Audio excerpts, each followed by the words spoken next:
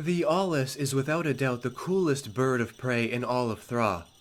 Its wondrous call is the soundtrack of the night across the dark forests, and is a death knell for any stray creatures still wandering the grounds. In fact, it is so haunting that many Gelfling poets have attempted to replicate the call in words and dream etchings, but not one has ever been successful. The Awlus had an enormous wingspan, ensuring its ability to cover vast plains of hunting grounds every night. They were so big that they were capable of lifting a fully grown podling completely off the ground.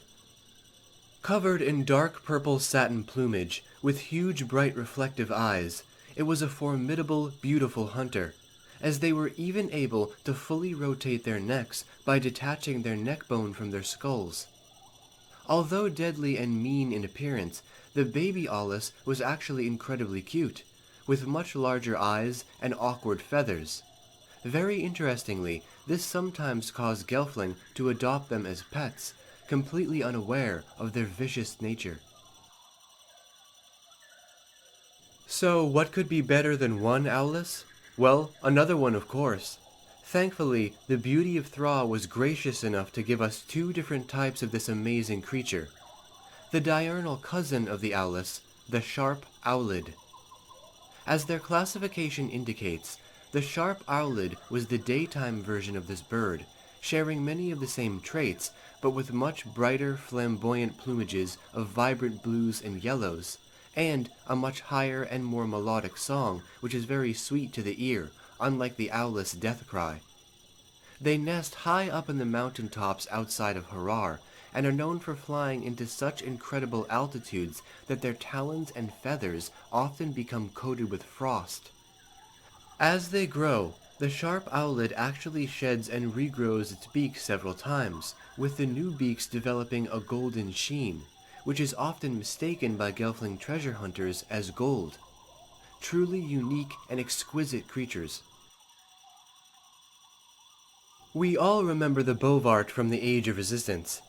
This creature actually introduced Skekmal when one was squashed beneath the unforgiving foot of the hunter. But the irony of this is that it was actually a fitting end for the creature, because that is exactly how it deals with its own prey. Found in the mountains outside of Harar, as well as the endless forest, Bovarts were four-legged, four-eyed, frog-like creatures with patches of colorful ginger fur covering its body. Its four gangly legs were spring-loaded at the knee, allowing it to jump great distances onto their prey, utilizing its sharply calloused feet to squash smaller creatures, before making a meal out of the rotting mess. And, because of the rotting guts remaining stuck between its toes, the Bovart was notoriously bad-smelling. Resembling a living root vegetable, the Bubbleup is one of the most funny and strange creatures you'll ever see. The Bubbleup have spherical bodies, spindly legs and arms, with two dot eyes and multiple mouths placed all around its body, some barely visible to the eye. Found in the Sprighton Plains and the surrounding forests, they feed by burying themselves into soil to capture small bugs or filter nutrients from the rich earth. Though most of the time they spend above the ground, bumbling around awkwardly and comedically performing wild cartwheels to escape its hunters. Sadly, many are often mistaken by farmers as random vegetables and are unfortunately killed while extracted from the ground. The solo bee is one of the most rememberable creatures from the Age of Resistance, and although it did not play a big part, we instantly recognize it as that lazy small dinosaur covered in crystals. But in fact, they're one of the most unique creatures on any planet. Native to the Crystal Desert, the Deucin labeled them as slobs because of their lackadaisical nature, bored expression, and gaping mouths. But Solobees were actually performing science in this state. Their open mouths were used to catch cool breezes that blew over the crystal sands, which was a means of modulating its internal temperature. And the sails of crystals on its back, well, those were actually utilized to collect sunlight, to absorb into its body, in a bizarre form of photosynthesis to extract nutrients from the light. In fact, Skektek himself even kept these creatures in his lab, horrifically using them to power his machines like living batteries. The Thehau of Rock was a hardy rodent-like creature, covered in natural bony body armor and tufts of vibrant rainbow fur, with a beaked face, 2 deep black eyes, 2 horned protrusions, and sharply clawed hands and feet. They were native to the grasslands outside of the Valley of the Mystics, as well as more sparse sections of the Endless Forest, utilizing their spiny claws to climb high into the trees, and their body armor and thick fur as protection from a fall. However, as they age, their natural body armor will grow so uncontrollably that it restricts their movement and causes great discomfort. As a result, Thehau of Rocks have developed special social skills involving crude tools and rocks to file down unwanted growths. Once almost an extinct species, Temperfrocks were small, plump creatures with big cheeks, marble eyes, brown brindled fur, and 2 lofty antennae. Obsessed with extremely detail-oriented and compulsory traits, they lived primarily near the ponds and streams of the Endless Forest, not only to feed on the tubers and roots that make up their diet, but also to keep themselves cleaned and preened, specifically its tiny, delicate paws. They were actually saved from extinction by many passing Gelfling, who, when chance came, would pick them up and place them in a safer location, free from any looming predators, because unfortunately they loved to sleep all day in unprotected places like fallen logs and burrows.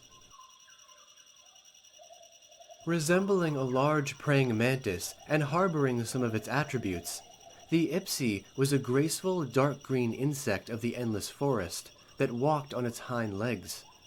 Although they are normally peaceful, when mating season begins, males can often be seen battling with each other over a female's affections, though their display is often more of a show of bravado than actual combat, with the loser leaving completely unscathed.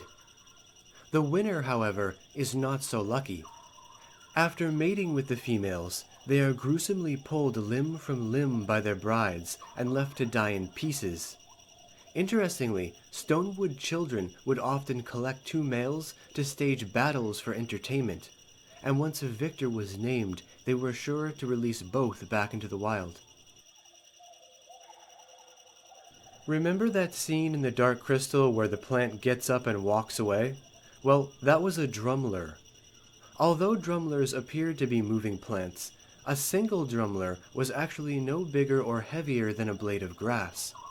What you're seeing is, in reality, a gathering of them living in one collected community, which were called stacks.